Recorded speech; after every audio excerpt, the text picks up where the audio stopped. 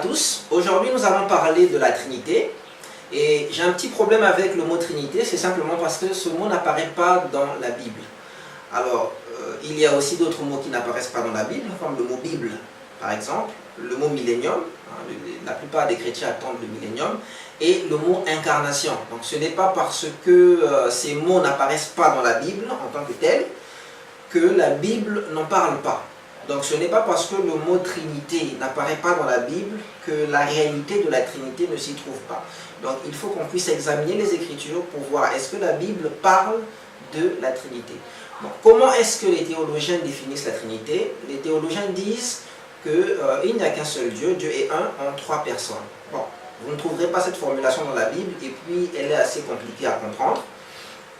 Ce que nous allons voir par contre dans la Bible, c'est que la Bible nous présente Dieu le Père, Dieu le Fils, Dieu le Saint-Esprit, comme étant à la fois identiques, c'est-à-dire que c'est la même chose, c'est le même Dieu, et comme étant à la fois différents. C'est-à-dire que la Bible nous montre que le Père, le Fils et le Saint-Esprit sont différents. Ils sont à la fois donc identiques et différents. Alors, pour bien comprendre la Trinité, il faut déjà être d'accord sur le fait que Jésus-Christ soit Dieu. Vous ne pouvez pas accepter la Trinité si vous considérez que Jésus-Christ n'est pas Dieu. Bon, est-ce que Jésus-Christ s'est déclaré Dieu? Il s'est déclaré Dieu à 2 reprises. Dans l'évangile de Jean, au chapitre 8, les derniers versets, Jésus dit « Avant qu'Abraham ne fût, je suis ». Jésus fait bien exprès d'utiliser le présent de l'indicatif, puisque Dieu, dans l'Ancien Testament, dit à Moïse, dans Exode 3, il dit « Celui qui s'appelle « Je suis » t'a envoyé ». Donc le nom de Dieu, dans l'Ancien Testament, c'est « Je suis ». Et donc Jésus, en reprenant ce nom-là dans le Nouveau Testament, indique clairement qu'il est Dieu. Il suffit de voir par exemple la réaction des Juifs qui l'entendent. Dès que Jésus dit « Avant qu'Abraham ne fût, je suis », les Juifs ramassent des pierres pour le lapider parce que pour eux c'est un blasphème. Ils ont bien compris que Jésus se déclare Dieu. Alors si vous tombez sur une version où Jésus dit « Avant qu'Abraham ne fût, j'étais », il y a une erreur. Parce que Jésus en grec, le Nouveau Testament a été écrit en grec, Jésus en grec dit bien ego eimi, c'est-à-dire moi je suis. Si Jésus voulait dire avant qu'Abraham ne fût, j'étais, Jésus aurait utilisé une autre expression grecque et il aurait utilisé l'expression et nous. Et nous signifie j'étais. Mais c'est pas ce que Jésus utilise comme expression. Donc, quelqu'un vient vous dire qu'avant qu'Abraham ne fût, j'étais, ça n'a absolument rien à voir avec ce que Jésus dit. Donc ça c'est le premier élément où Jésus démontre qu'il est Dieu. Le deuxième élément, là où Jésus dit qu'il est Dieu, c'est toujours dans l'évangile de Jean, au chapitre 5, les versets 22 à 23. Dans ces passages, Jésus dit, afin que tous honorent le Fils, comme ils honorent le Père. Donc Jésus est en train de réclamer, il est en train d'exiger qu'on l'honore comme on honore le Père, ou comme on honore Dieu. Alors déjà, si on prend en comparaison, nous allons voir que quand Dieu nous dit « Honore ton père et ta mère afin que tes jours se prolongent sur la terre que Dieu t'a donnée », personne ne va honorer son père et sa mère comme il honore Dieu. Parce que l'honneur de Dieu, l'honneur qui revient à Dieu est un honneur tout à fait particulier. Comment nous honorons nos parents? Nous honorons nos parents quand nous sommes enfants, quand nous sommes mineurs, par l'obéissance et la soumission. Et quand nous grandissons, quand nous sommes majeurs, nous les honorons par le respect et aussi par le fait de leur faire part de nos biens matériels. Ça, c'est l'honneur qu'on donne aux parents. Mais l'honneur qu'on doit à Dieu est complètement différent. Comment honorer Dieu? Nous honorons Dieu en lui rendant un culte, en lui adressant des prières et en l'adorant simplement. Donc quand Jésus dit « afin que tous honorent le Fils comme ils honorent le Père », c'est extrêmement grave comme déclaration et ça signifie en fait que Jésus veut qu'on lui rende un culte, qu'on lui adresse des prières et qu'on l'adore. Et vous allez voir que dans un certain nombre de versets, les apôtres vont adorer Jésus, vous allez voir les apôtres adresser à Jésus des prières, vous allez voir des disciples de toute première génération comme Étienne adresser à Jésus des prières, vous allez voir dans l'évangile de Luc, au dernier chapitre, les apôtres adorer Jésus, clairement. Donc tous ces passages nous montrent en fait donc, que Jésus est bien Dieu. Alors donc, pour revenir à la question de la Trinité, la Bible nous montre donc que Jésus, qui est le Fils, le Père et le Saint-Esprit sont à la fois identiques et distincts. Alors, quels sont les versets qui montrent qu'ils sont identiques? On a par exemple dans Matthieu 28, le dernier chapitre, quand Jésus dit « Allez, faites de toutes les nations les disciples en les baptisant au nom du Père, du Fils et du Saint-Esprit ». Vous allez remarquer que le mot « nom » qui est utilisé est au singulier. Donc en fait, il n'y a qu'un seul nom. Il faut les baptiser au seul nom du Père, au seul nom du Fils et au seul nom du Saint-Esprit. Alors quand on regarde comment est-ce que les apôtres ont baptisé, ils ont baptisé au seul nom de Jésus-Christ. Donc, en conclusion, on comprend que le nom de Jésus, c'est à la fois le nom du Père, le nom du Fils et le nom du Saint-Esprit. Donc ça nous montre que le Père, le Fils et le Saint-Esprit sont identiques. Il y a un autre passage, là où Jésus dit par exemple à Jude, ça c'est dans l'évangile de Jean, il lui dit, ça fait, je vais vous lire le passage directement, histoire de... Voilà, c'est dans Jean au chapitre 14, verset 9, Jésus lui dit, « Il y a si longtemps que je suis avec vous, et tu ne m'as pas connu, Philippe, celui qui m'a vu a vu le Père. » Comment dis-tu, montre-nous le Père? Donc ici, Jésus s'identifie au Père. Il ne dit pas à Philippe, « Il y a si longtemps que je suis avec vous, et tu n'as pas connu le Père. » C'est pas ce qu'il dit. Il dit, « Il y a si longtemps que je suis avec vous, et tu ne m'as pas connu, moi. » Donc celui qui m'a vu a vu le Père. Donc ça, c'est encore un verset qui montre que Jésus et le Père sont identiques. Bon, alors il y a cet autre passage dans le Nouveau Testament où on nous dit que l'Esprit c'est le Seigneur. C'est dans 2 Corinthiens, je crois 2 Corinthiens chapitre 12, où l'apôtre Paul nous dit l'Esprit c'est le Seigneur, sans préciser s'il s'agit de Jésus-Christ ou s'il s'agit de Dieu le Père. Donc, maintenant que nous avons vu ces versets qui nous montrent que le Père, le Fils et le Saint-Esprit sont identiques, il y a aussi des passages qui nous montrent clairement que le Père, le Fils et le Saint-Esprit sont différents. On va d'abord regarder la distinction qu'il y a entre le Père et le Fils. La distinction qu'il y a entre le Père et le Fils nous est donnée par un autre verset que nous avons dans l'évangile de Jean. Dans l'évangile de Jean, au chapitre 8, les versets 17 à 18. Ça, c'est Jésus qui parle. « Il est écrit dans votre loi que le témoignage de 2 hommes est vrai. Je rends témoignage de moi-même, et le Père qui m'a envoyé rend témoignage de moi. » Ce verset n'a aucun sens si Jésus et le Père sont confondus. S'ils sont strictement identiques, sans aucune distinction entre eux, ce verset n'a aucun sens, puisque Jésus s'appuie sur une loi qui dit qu'il faut le témoignage de 2 personnes différentes, de 2 hommes, de 2 personnes différentes pour que quelque chose soit vrai. Donc, en se basant sur cette loi-là, Jésus montre par là qu'il est différent, qu'il est distinct du Père. Alors, l'autre passage qui montre en fait qu'il y a une distinction entre le Père et Jésus-Christ, c'est quand Jésus est sur la croix et il dit « Mon Dieu, pourquoi m'as-tu abandonné ?»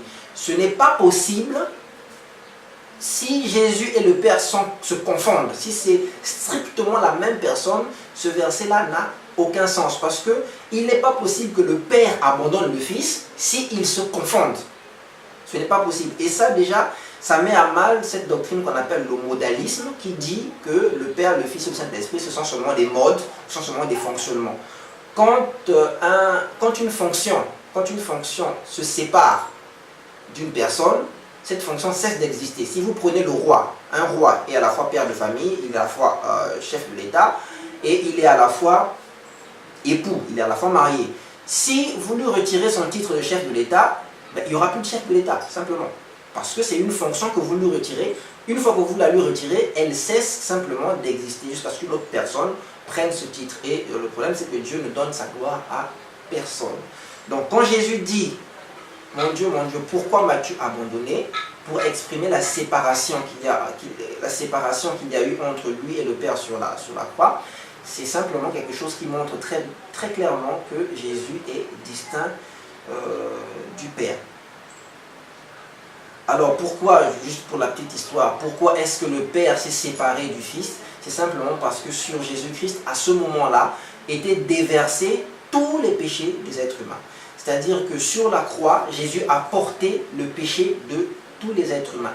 Et à partir du moment où il portait le péché des êtres humains, Dieu s'est donc mis en colère contre lui. Dieu a donc déversé la colère qui était destinée aux êtres humains. Dieu l'a déversée sur Jésus-Christ afin que les hommes qui avaient péché puissent être pardonnés. Donc il s'agit donc de la doctrine de la substitution. Nous reviendrons sur cet enseignement dans une autre vidéo, puisqu'il semble qu'elle pose aussi beaucoup de problèmes. Il y a maintenant beaucoup de groupes religieux qui se prétendent même parfois chrétiens, mais bon, en règle générale, c'est surtout des musulmans qui contestent le fait que Jésus-Christ soit mort pour nos péchés. Mais effectivement, la Bible nous enseigne que cela est tout à fait possible, que Jésus meure pour nos péchés, pour que les hommes soient sauvés. Mais nous reviendrons dessus dans une autre vidéo. Donc, il y a ce deuxième texte qui montre donc la distinction entre le Père et le Fils. Et il y a un autre texte qui montre la distinction entre le Père, le Fils et le Saint-Esprit en particulier. Je vais vous citer ce texte, c'est dans l'évangile de Matthieu. Matthieu au chapitre 12, les versets 31, là où Jésus dit « C'est pourquoi je vous dis, tout péché et tout blasphème sera pardonné aux hommes, mais le blasphème contre l'Esprit ne sera point pardonné. » Alors, c'est quoi un blasphème? Un blasphème, c'est une insulte, c'est une injure à l'égard de Dieu. Donc, si on remplace dans le texte, on peut dire, c'est pourquoi je vous dis, tout péché et toute injure contre Dieu sera pardonné aux hommes. Mais le blasphème contre l'Esprit ne sera point pardonné. S'il fallait traduire blasphème ici, on dirait l'injure contre Dieu, le Saint-Esprit, ne sera point pardonné. Donc, ce texte nous montre bien qu'il y a une différence entre Dieu l'Esprit, Dieu le Saint-Esprit et Dieu le Père. Parce que ce texte n'a aucun sens s'il n'y a pas de différence entre les deux. S'il n'y avait pas de différence entre le Saint-Esprit et le Père, Jésus aurait simplement dit « Tout blasphème ne sera pas pardonné aux hommes ». Mais puisqu'il fait la différence, il dit que vous pouvez insulter le Père, on peut vous pardonner ça. Mais si vous insultez le Saint-Esprit, là, vous ne serez pas pardonné. Ça veut dire donc que clairement et de manière tout à fait explicite, il y a une différence entre le Père et le Saint-Esprit. Au verset 32, il nous dit encore, quiconque parlera contre le Fils de l'homme, il lui sera pardonné, mais quiconque parlera contre le Saint-Esprit, il ne lui sera pardonné ni dans ce siècle, ni dans le siècle à venir. Donc là, il fait aussi la différence entre le Saint-Esprit et le Fils, puisque nous avons dit que le Fils est Dieu. Donc quiconque parle contre le Fils, ça peut être pardonné, mais celui qui parle contre le Saint-Esprit, ça ne sera absolument pas pardonné. Donc voilà les textes qui nous montrent donc que le Fils, le Saint-Esprit et le Père sont distincts. Donc voilà, nous avons fait donc le tour, nous avons vu que dans les Écritures, la Bible nous montre très clairement la réalité de la Trinité, c'est-à-dire qu'il n'y a qu'un seul Dieu, mais ce Dieu qui s'exprime à la fois dans le Père, le Fils et le Saint-Esprit, le Père et le Fils et le Saint-Esprit sont à la fois identiques et distincts. Alors, est-ce que l'Ancien Testament enseigne ça? Effectivement, l'Ancien Testament l'enseigne. Quand Dieu dit « faisons l'homme à notre image, selon notre ressemblance ». Bon, alors il y a des gens qui ont dit que le « nous » là, c'est le « nous » de majesté. Le « nous » de majesté, c'est-à-dire le « nous » qu'utilisent les rois, n'existe pas dans la langue hébraïque. Simplement, c'est facile à prouver. Il suffit de regarder dans l'Ancien Testament, vous ne verrez pas un seul roi qui utilise le « nous » de majesté. Bon, maintenant, même si ce « nous » de majesté-là existait, vous allez regarder un peu plus loin dans Genèse 3, je crois au verset 22, Dieu dit « Maintenant que l'homme est semblable à l'un d'entre nous ». L'homme est devenu semblable à l'un d'entre nous en ce qui concerne la connaissance du bien et du mal. Le l'un d'entre nous là n'a pas de sens. Si c'était un nous de majesté, Dieu aurait dit maintenant que l'homme est semblable à nous. Mais si Dieu prend la peine de préciser à l'un d'entre nous, cela signifie simplement que Dieu est pluriel. Alors ce n'est pas le seul texte, il y a un texte que l'on prend, c'est le texte où il est dit écoute Israël, l'Éternel notre Dieu, l'Éternel est le seul Éternel. Un Shama Israël, il y avait Elohino, il y avait Echad. Le mot qui est utilisé, c'est le mot Echad, qui indique une unité plurielle. Alors, c'est le même mot qui est utilisé pour dire que l'homme et la femme deviendront une seule chair. Alors, quand vous allez chez un homme marié, vous n'allez pas voir une seule grosse chair avec des seins et puis une grosse voix ou je ne sais pas trop quoi, mais vous allez voir deux personnes. Donc, il y a deux personnes en une seule chair. Pareil avec Dieu, il y a donc trois personnes en un seul Dieu. un en trois personnes, une seule chair en deux personnes pour l'homme et la femme. Donc même l'Ancien Testament nous enseigne que Dieu est un Dieu pluriel. Donc voilà pour ce qui concerne la Trinité, vous avez tout ce qui vous concerne. En tout cas, j'interpellerai toutes les personnes qui refusent, qui rejettent cette doctrine. Elle est tout à fait biblique. Et lorsque vous décidez de rejeter un attribut de Dieu ou de rejeter un enseignement qui concerne Dieu, simplement parce que ça ne vous arrange pas, à l'instant même, vous vous fabriquez un faux Dieu. Vous fabriquez un Dieu qui n'existe que dans votre tête et vous devenez ce qu'on appelle un idolâtre. C'est pourquoi, en général, les personnes qui ont du mal avec la Trinité, ce sont des personnes qui manifestent difficilement le fruit d'une véritable conversion parce que simplement, ils croient en un Dieu qui n'existe pas. Dieu est un en trois personnes. C'est vraiment la réalité que nous présente la Bible. Nous l'avons vu, le Père, le Fils et le Saint-Esprit sont à la fois identiques et distincts. Si le Dieu que vous priez, le Dieu que vous enseignez ne correspond pas à cette réalité biblique-là, sachez simplement que vous enseignez, vous prêchez un Dieu qui n'a rien à voir avec le Dieu des Écritures. Vous êtes donc ce qu'on appelle un idolâtre.